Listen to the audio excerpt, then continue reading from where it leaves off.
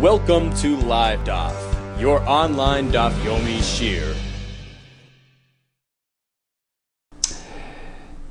Shalom Aleichem, welcome back to today's DAF.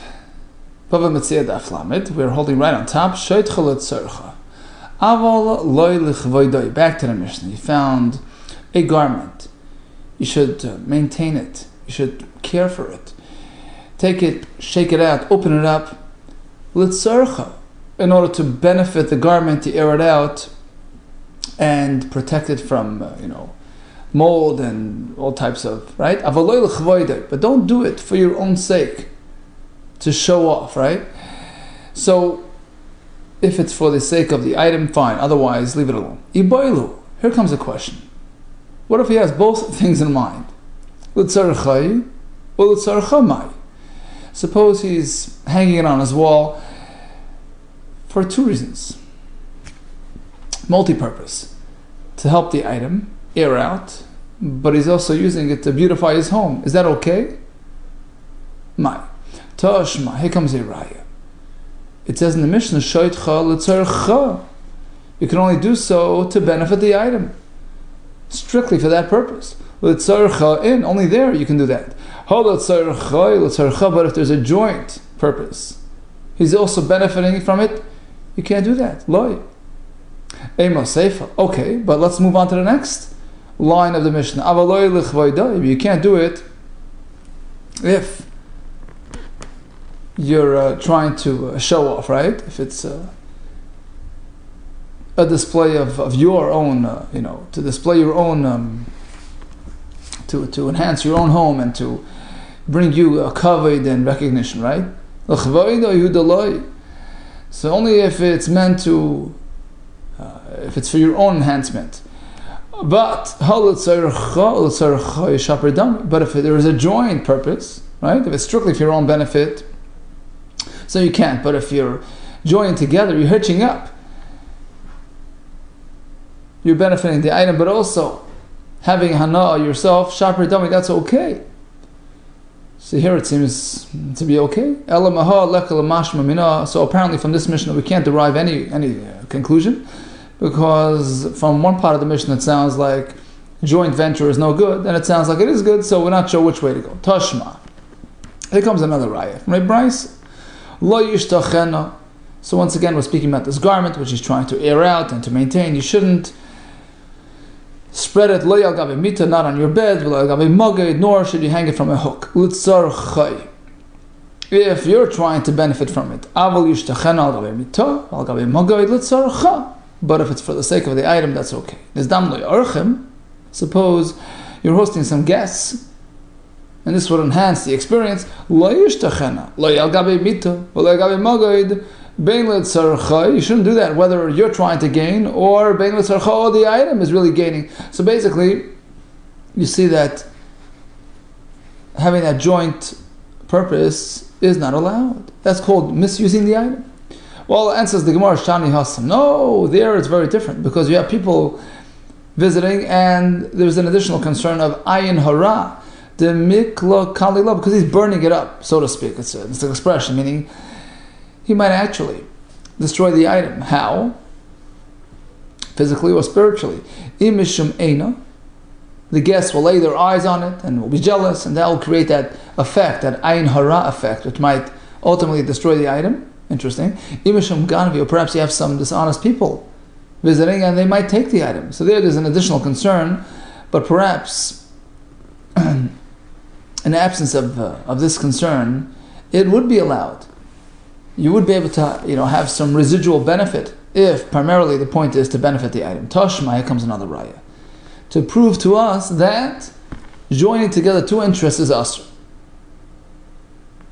Hichnisa l'rav kavadasha.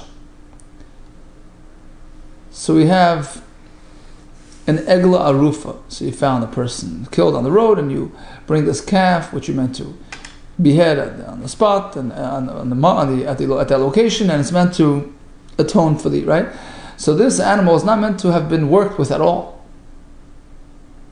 Okay, so he takes the animal and brings it into the Chnisol Ravka, into this hitch, right? Hitches it up with other animals, with his mother, etc. V'dasha, and the animals were hitched up to thresh. They were in the middle of threshing, and he had this calf join the other animals. And his intention was not to have the egla, the calf, join in the threshing.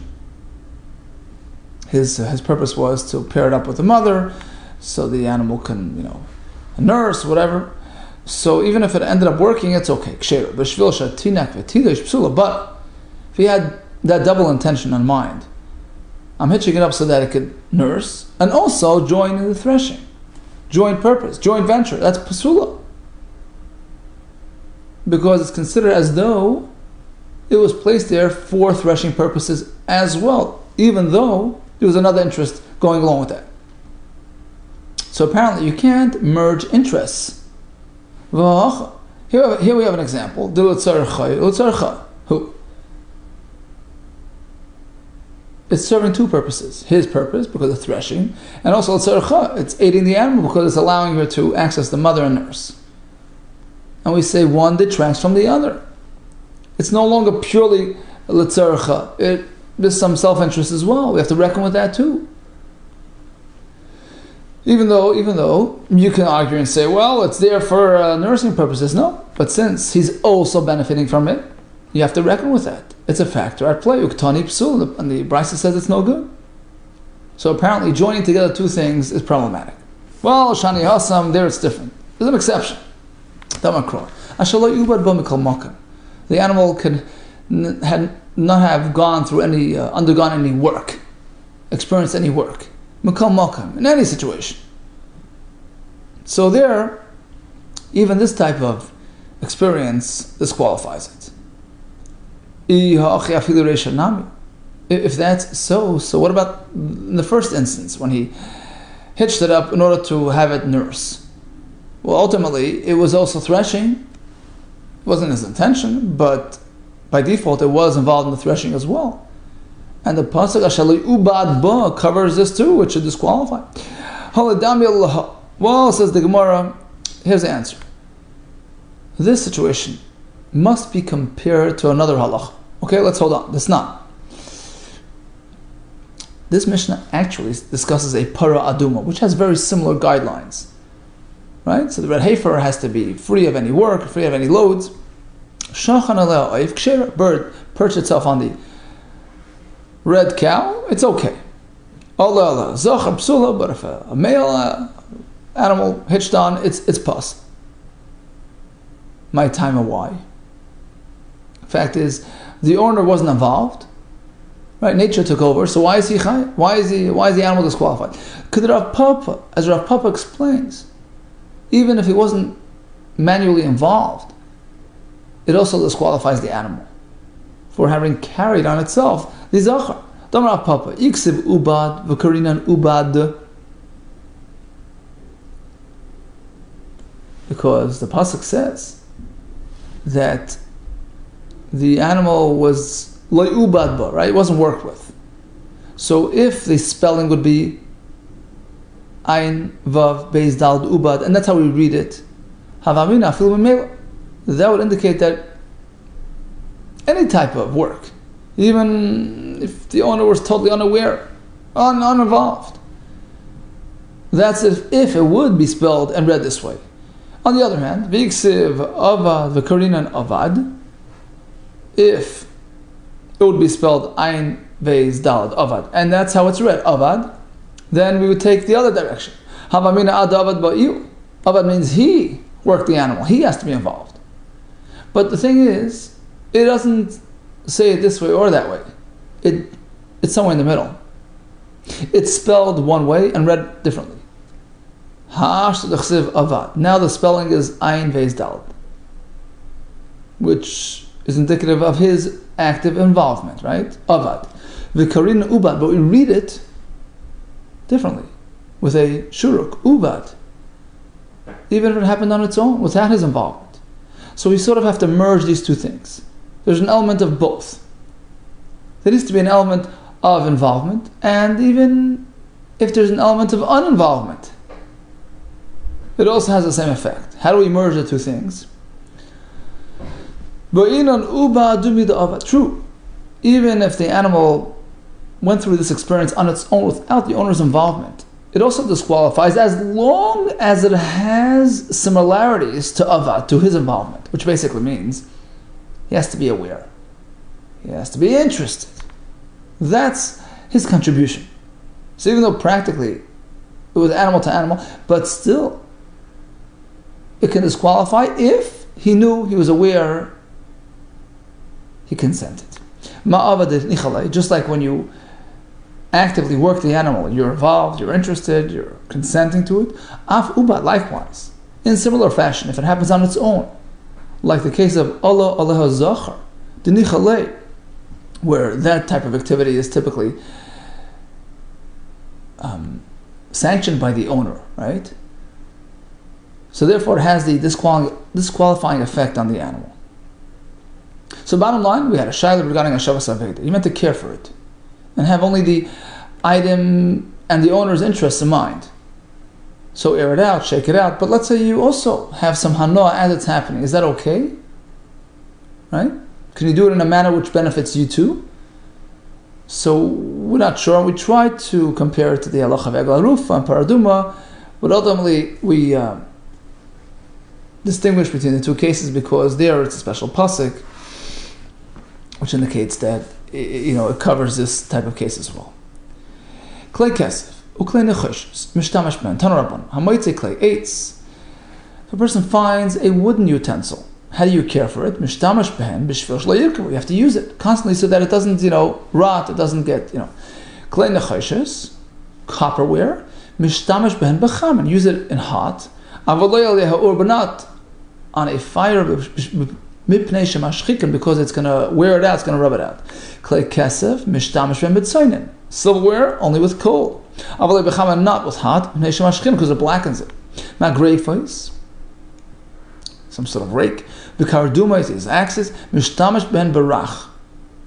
You can use them with soft material. Avalei b'kosher, not with hard material because it can dull it. Klei zav, klei zchuchis, golden or silver or glass, where keep away, hands off. Lo yiga b'hen mipnei ad she'yol, leave it until the Yonavi comes. Kederach shamar ba'aveda kach amar b'vikadon. The same care you have for a lost item which you have found, the same applies to an item which was entrusted by you, by the owner. Asks the Gemara, hold it. Pikadon ma'avid tegabei. Why are you meddling with the other person's pikad and let the owner come and take care of it? You don't have to use it. Amar rather bar chamar of sheishes. We're speaking about a long-term deposit. The owner disappeared, so it's sitting by you for a while. So you have to follow the special, instructions, guidebook, how to care for his item. Let's say you've encountered an item which is sort of below your dignity, relative to your position in the community or your age. So it's not covered for you to bend down and pick up this, doll carriage. You can leave it. Not immediately. How do you know it's true? That's a chiddush. You can just disregard the mitzvah of Shabbos Aveda. Tanur. The pasuk actually uses an interesting word in the psukim of Hashavas Aveda. Bisalamta. Turn a blind eye. So actually, in the context of the pasuk, the message is otherwise, meaning you'll see the animal roaming around, lost, and you're going to disregard it. You shouldn't do that, return it. But the Gemara has a drasha that at times you could actually take it literally. At times. The Torah gives you the license to disregard the item, ignore it. At times you can't just ignore it. You have to pick it up and tend to it. Okay, so how is that true? We have three situations where you can just turn around and leave it. Let's say a person is walking down the road, he's a kohen, he finds an item across the fence in a cemetery. Beyond his reach, he's a kohen, right? Or he's an older man and it's just not up to par for him to bend down and pick up this thing, right? It's an item which is an affront to his honor. Or this fellow is making $100 an hour, and if he's going to take off time to deal with this little sack here, with this little, worthless item, it's not worth it. Right? It's not fair for him to have to lose all that income. That's why the Torah gives you that green light. In these situations, you're not obligated. Now, let's analyze the Brisa again. We have three situations. Which is the main point? Right? Why does the Torah have to allow you in these three cases? Let's take the Kohen, who notices the item in the cemetery. Well, obviously, he's not obligated. Pshita, hai asay. At most, Hashavas Aveda entails a mitzvah asay, right? Hashav teshivim. V'hai lo yisasiv asay, and becoming Thu May is a big no-no. He has a mitzvah asay, kedoshim tiyu, and a lo yisasay lenefesh lo yitama. Well, lo yasay asay, and even the asay of Hashavas Aveda will never come and push away v'dachi es lo yisasay v'asay. At most, an asay can push away a lo yisasay, right? But not if he's confronting a lo yisasay and an asay. So obviously he's not obligated to do that. But so another question: at most, Hashavas Aveda involves assisting your fellow Jew monetarily. Becoming Thu May for a Kohen is an Isser. An Isser is stronger than Mamain obligations. So it's pretty obvious in this case. We don't need a pasuk for this. Oh, what about the next case, where his loss of income overrides the value of the item? Well, again, that's pretty obvious. With the Rabbi Damarav Naf, because that's learned from a different source. The pasuk says, look, take care not to become poor, not to, your interest, your financial losses, priority comes before the other fellow's items. So basically, it's pretty obvious, not meant to incur loss more than the other person gains, right? Oh, apparently it's applying to it's applicable in the third case. That's the chiddush of the pasuk. That if a person's an older man or a Talmud Chacham, and this particular item that he encounters is just not,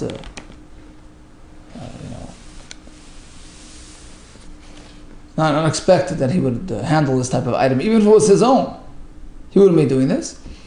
So then the Torah allows him to forego the mitzvah. Amar Rabba, but he kisha, let's say it's an animal, right, which is not his covered, right, but he goes and he snaps it. He gives it a tap with a stick, right, gets it going, right, to get it back to the owner. So once he does that, chayav, now he has to look after it all the way. Once you start, you have to finish. Abaye havayasuk made the Rabba. Abaye was sitting in front of a Rabba. Chaza. He notices this herd of goats. Lahanach izi de kaimu, right? A herd of goats that was standing there. Shakal kalo shadabu. So he took a glob of earth and he tossed it at the animals. And he sort of, triggered their movement. Amar lei. So now Rabba tells Abaye, that triggers the mitzvah. You can't now drop it. You've become obligated in the chiv of Hashavas Aveda, kumadrinu. You have to go return it. Once you took responsibility, once you started, you got to go return it. Now comes an interesting question. Suppose we have a prominent person, distinguished fellow, who, when it's in the sada, when it's an unpopulated area, when he's not, in public, he wouldn't hesitate to attend to this item, right? Nobody's watching, so if it would be his item and he's in a sada, no problem. But if it's in a populated area in town, it's beneath your dignity to deal with this stuff. So what is the halacha now? If he found the item out in the, in a private area, in an unpopulated area, shall we say, Hashava ma'al yabi'inan. Hashavas Aveda entails picking up the item and doing a full return. So he's safe out in the sada, but ultimately when he gets to town, it's not respectful for him. It's not honorable for him. So since he can't do a complete job, he's not chayiv. He doesn't even have to begin. Or you can say, the fact is, out in the field, he's chayiv. There he doesn't have the covered factor, right? So once he gets involved there, once he gets involved, he's chayiv to start. So once he does phase 1, and now he's in possession of the item, he has to complete it, even though it involves doing it in the town. We leave it as an unresolved question. Continues the Gemara, Amar Rava, how do we determine what's considered beneath your dignity? You know what it depends on? How you would treat it if it were your own item. That's the rule of thumb. If it would be your item, you wouldn't hesitate to pick it up and bring it back home. So then, do the same for your friend. Likewise, when it comes to loading or unloading animals, if you do it for yourself, you have to do it to your friend. If it would be your animal, you would unload the animal, v'toyin, or load it. Likewise, if it's your friend's, nami peirik v'toyin. Rabbi Shmuel, Rabbi Yossi had a story. He was on the road. So this fellow bumps into him. And this fellow was carrying pischa de ufi, a bundle of wood. Okay, this fellow decided to rest up for a minute. So he removed the load, become mitvach, and he was put on the floor and he was resting. Amalei, when he was done, he needed some help reloading the item. He turns to the Tanner, Rabbi Shmuel, he says, can you help me load it up? Amalei, so Rabbi Shmuel didn't consider it to be honorable for him to be involved in loading wood. Amalei, he says, look, kama shavin, how much is it worth? Amalei, palga de zuzah, the fellow says, half a coin. So he pulled out a half a coin. He gave him a half a coin, but after he sort of purchased the load, rather than lowering himself and going in and being involved. So he purchased the wood and he made it afkara. So what did this fellow do? This wise guy went and retained the wood again. Hadar zachavhu. So this fellow heard that it was hefker, so he picked it up. Now it's mine, and now Rabbi Shmuel has to help me again. Hadar yarvli bagdazuzah v'afkara. What did Rabbi Shmuel do? Once again, he paid him off. He purchased it from him, so that exempted him from being involved in helping him, and he made it hefker again. So Rabbi Shmuel notices this fellow's about to jump and grab it again. Armalis, he said, "Oh, not this time. Lekuli al mafkarinu. V'lecha lo efkarinu. I made it hefker for everybody else, but not for you." In this way, he prevented a recurrence. Asks the Gemara, really, halachically, you can do that? Can you make a limited hefker? But now we have a Mishnah, you can't do that. Hefker, I'll name hefker. B'shamay hold, you can make a limited hefker. I can make it ownerless and available only for poor people. That's called hefker. B'sil, I don't know. After all, where do we learn hefker from? The concept is learned from Shemitah, right? Which is available to all. Einoi hefker, achi yehi hefker lanim v'lashim kashmita, right? You have to make it available for all. Ella says, you're right. Rabbi Shmuel, Rabbi Yossi, l'kul yam afkerinu. Technically, he really made it ownerless for anybody. And he's just trying to, sort of push this guy away. He just uses this as sort of an excuse to get him off the case, lest he go and reacquire it and complicate matters. Asks the Gemara, now, what was the issue to begin with? We have an exemption of Zakein ve'inoi lichichvoide, right? And Rabbi Shmuel certainly fits the bill. It was beneath his dignity to go and, load the wood. Rabbi Shmuel is Zakein ve'inoi lichichvoide hava. So why do you have to go through this whole process of buying it and rebuying it? Answers the Gemara, you're right. Strictly speaking, he was exempt, but he went beyond the letter of the law. And he can do that. Rabbi Shmuel lefnim mishur sadinu da'avad. And therefore, he went to this great extent to address the situation. In Torah of Yosef, Vayidat Lahem, we have a pasuk in Shmois by Yisro, when he was telling Moshe Rabbeinu, Vayidat Lahem, you should inform them, you should teach them. What does that mean? Zebes Chayim, teach them, they should learn a trade, to have parnasa. Es haderech, what does that mean? To do acts of kindness. Yel Chuba, what does that mean? Zebeku Chayim, to visit the unhealthy people. The word ba, zukvura, to be involved in being a kaver mason. Besamasa, what does that mean? Zahadin, to do things according to din. And the word asher ya'asun, that's beyond din. Zu lefnim mishur sadin. So we see that it's dictated in the Torah. Person's meant to endeavor to be involved in Lefnim Mishur Sadin. Amar, Yelchu ze Bikur Chaylim. The word Yelchu involves Bikur Chaylim. Well, obviously, Gemilas Chasadim, once we discussed Gemilas Chasadim in general, it's all included. Why specify Bikur Chaylim separately? Answers the Gemara, Lenitzrucha must be speaking Elul ben Giloy.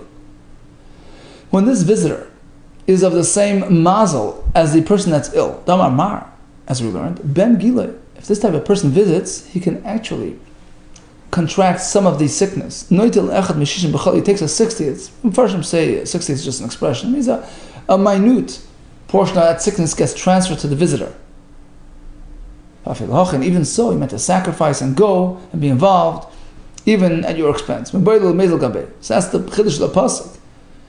Bikur Chaylim obligates you to be involved, even if you end up sharing, a minute portion of that sickness. Says the Gemara, Ba means Zukfura. Again, same question is, Gemilas Chasadim, isn't that included under the umbrella of Gemilas Chasadim? L'Yisrocha must be speaking, here's a Zakin, here's an older person, or Talmud Chacham, and typically he's not involved in digging graves, but by Bikur Chaylim, by Kruras HaMeis, there's no heter of Zakin, Ve'ena L'fi Chvayda. The words Asher Yasum teaches us Zu Lefnim Mishur Sadin. This fits with Rabbi Yehuda, who highlights the importance of going Lefnim Mishur Sadin, going the extra mile to keep the peace and harmony. You should know the destruction of Yerushalayim only occurred because they followed the dinim of the Torah. What's wrong with that? Ela dinei de megis teledainu. Instead of dinei Torah, they should follow the, keep to the laws of the violent, judges and whatever. Meaning, what better legal system than the dinei Torah? Ela ema rather means like this: Shemidu the name of the din Torah. V'lo yavdu, they followed strictly, right? The actual din, the actual laws, and they failed to go the extra mile. V'lo yavdu lefnim mishur sadin, and that was a claim against the Anshe Yerushalayim. Hashem expected us to go beyond the letter of the law. Continues the Mishnah. How do we define a lost item? Ezohi aveda. So, for instance, Matzah chamoy, oy para, roim b'derech, he sees a donkey, a cow, walking down the road. Is that a lost item? Ezohi aveda. That's not called a lost item. They're on the way home, right? But if he finds chamoy b'kel v'afuchen, a donkey with its equipment overturned, well, that's a sign of distress. Para rotza ben akramim, a cow running through the vineyards, right? Running around in a haphazard way. That's a sign of a lost animal. Harizu aveda. Now, hechzira, let's say he returned the item to the owner. A baruch, and the animal ran away. Hechzira baruch, did it again, returned it, and it ran away. Afila abba v'chamisha pa'amim, even if it happened over and over again, you have to keep on trying. Chayv l'achzira. Shenamar ha'ashev teshivim, over and over again. Now let's say hayibatal misela. This fellow had a job, right? He earns, a sela per hour. And the hour that he has to take off to return the item is really worth, he's going to lose a sela.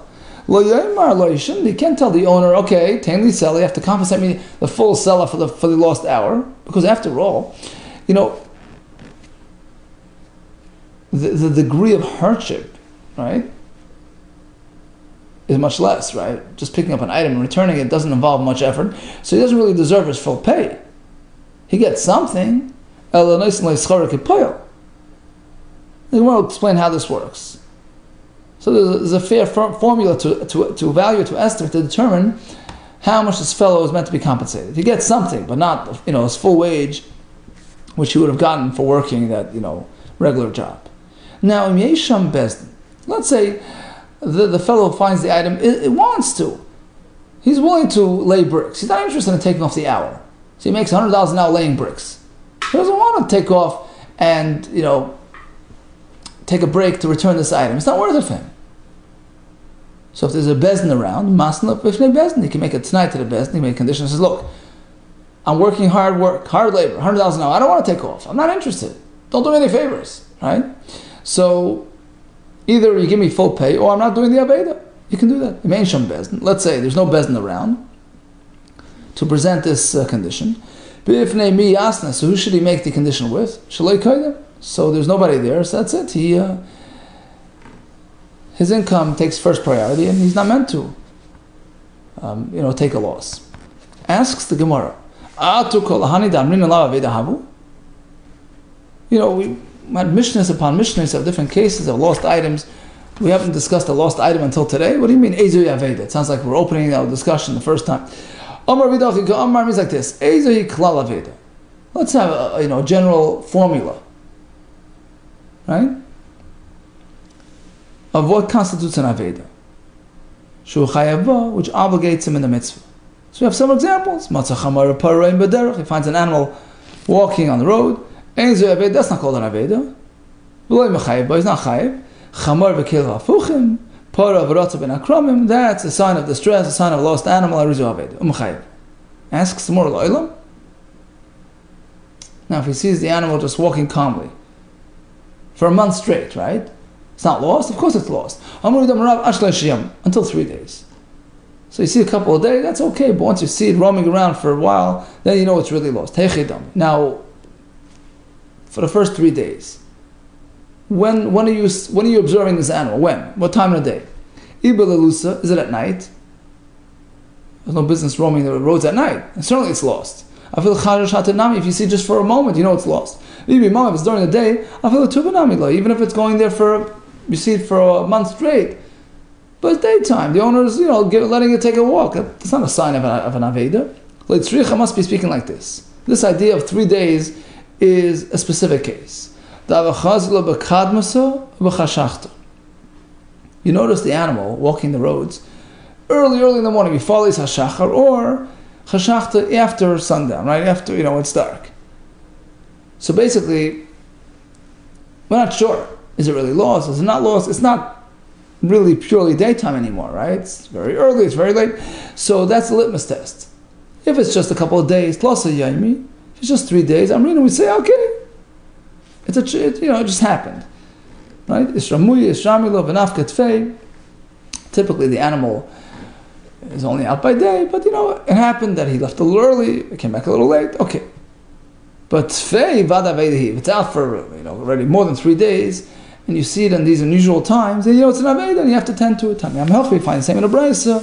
Motza katalis v'kardim, he finds a cloak or an axe, tools. Bisrati on the highway, paras ben akroma, cow running through the vineyards, aveda, that's certainly an aveda. But talis b'tzad geder, kardim b'tzad geder, you see a talis or a kardim, on the side of a fence, neatly placed, or a cow just calmly walking through the vines. Enzu Aveda, that's not an Aveda. But if it's going on for a while, Gimel Yamim, Zerchazeh, 3 days in a row, as we explained, Hareza Aveda. And one more thing, Ra Mayim Sheshoitfin Ubain. This is an interesting halacha. Let's say he sees water flowing down into his friend's property. It's another form of Hashavas Aveda, preventative measures, preventative, Hashavas Aveda. Hareza Goyder Rafneim, so you're meant to block the water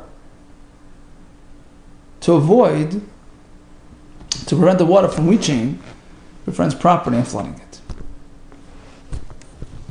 In fact, we have it sourced in the pasuk. What's that? That even karka has to be protected and is included in the mitzvah of Shavas Aveda. Okay, to summarize, he meant to take care of the Aveda with integrity, with honesty, and not benefit from it. We have all kinds of directives, how to use, how to preserve various utensils in a delicate, caring way. We learned about the chiddush of pa'amim she'ata mis'alim, at times a person is allowed to. We mis'alim from an Aveda if it's a zakim and lefi chvoida. We learned all the different details regarding the halacha, and the basically the formula is you treat the other person's property the same way you would treat your own. So if you would be embarrassed to take care of your own thing in this way, so then you leave it alone as well.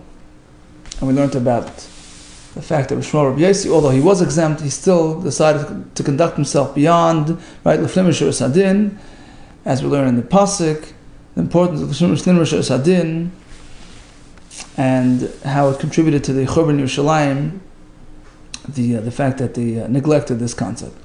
And then we learned in the Mishnah and the Gemara how to determine, right, how to define an Aveda versus just an animal walking along calmly and naturally, which should not trigger any concerns. All the best to you and Hatzlacha.